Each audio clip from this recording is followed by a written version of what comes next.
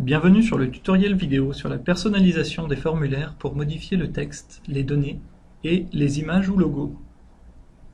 Cette vidéo est destinée aux utilisateurs de Sage 50 qui souhaitent personnaliser des formulaires. À la fin de cette vidéo, vous serez capable de modifier des formulaires avec Sage 50 édition canadienne. Dans cette vidéo, nous allons prendre l'exemple du formulaire de facture que nous modifierons depuis un formulaire du système.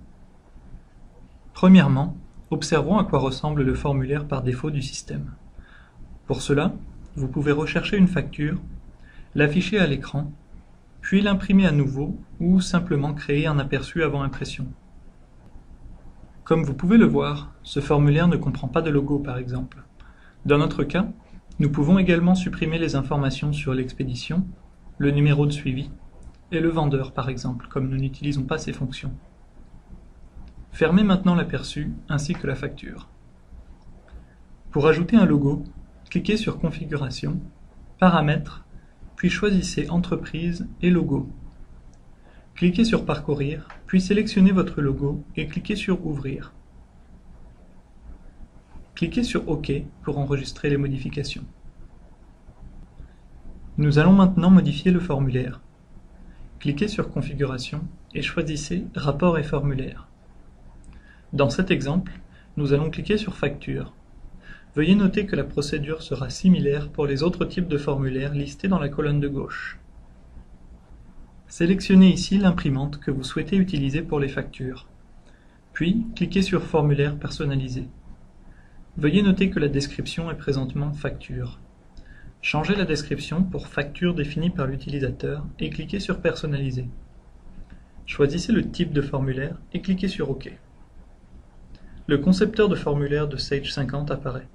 Dans cette fenêtre, nous allons maintenant personnaliser notre formulaire de facture. En cliquant sur Options enveloppe, vous pouvez choisir le type de fenêtre d'enveloppe à afficher ou les masquer. Cliquez sur le bouton Ajouter une image pour ajouter un logo. Cliquez ensuite sur l'emplacement sur lequel vous souhaitez ajouter le logo. Une fenêtre des propriétés de l'image apparaît. Choisissez d'utiliser le logo de la société ou d'ajouter un nouveau fichier. Dans notre cas, nous avons déjà ajouté le logo et nous allons choisir la première option. Vous pouvez également choisir d'afficher l'image sur toutes les pages ou sur certaines pages seulement. Cette option affectera seulement les factures longues et imprimées sur plusieurs pages. Vous pouvez également modifier la taille de l'image si nécessaire. Cliquez sur OK. Pour ajuster la taille du logo, cliquez sur l'image et cliquez sur un coin du logo. Maintenez le bouton de la souris enfoncé et faites glisser le coin du logo. Pour plus de précision et pour éviter la distorsion de l'image, vous pouvez double-cliquer dessus. Cliquez alors sur Verrouiller format et modifiez la hauteur ou la largeur. Ajoutons maintenant un champ de texte et un champ de données. Un champ de texte sera toujours identique quelle que soit la facture. Un champ de données sera dynamique et changera selon les informations de la facture. Dans le concepteur de formulaire, un champ de données affichera des X et des Y. Dans notre cas, nous allons ajouter l'adresse courriel du client. Cliquez sur le bouton Ajouter un champ de texte, puis cliquez sur l'emplacement souhaité. Entrez ensuite le texte à afficher. Si la fonction bilingue est activée dans votre programme, vous pourrez également entrer le texte à afficher en anglais. Modifiez les options du texte si nécessaire et choisissez si vous souhaitez ajouter une bordure ou afficher ce champ sur certaines pages seulement. Puis, cliquez sur OK. Cliquez ensuite sur le bouton Ajouter un champ de données et cliquez sur l'emplacement où vous souhaitez l'ajouter. Choisissez le champ de données à ajouter, modifiez les options de texte si nécessaire et choisissez si vous souhaitez ajouter une bordure ou afficher ce champ sur certaines pages seulement. Puis, cliquez sur OK. Cliquez sur Colonne pour modifier les options de colonne. Nous allons ici ajouter une colonne avec la description détaillée des articles vendus. Pour afficher ou masquer une colonne, ajoutez ou enlevez le crochet dans la première colonne. Vous pouvez cliquer sur les flèches pour changer l'ordre des colonnes.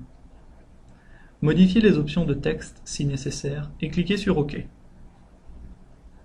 Pour modifier la largeur d'une colonne, cliquez d'abord en dehors du tableau.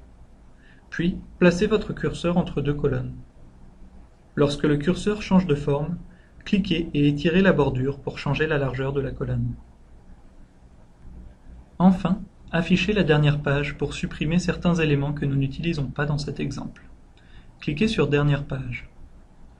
Cliquez sur les informations à supprimer, puis appuyez sur la touche Supprimer de votre clavier pour supprimer les champs non nécessaires un par un. Une fois les modifications terminées, cliquez sur Fichier et Enregistrer pour enregistrer les modifications.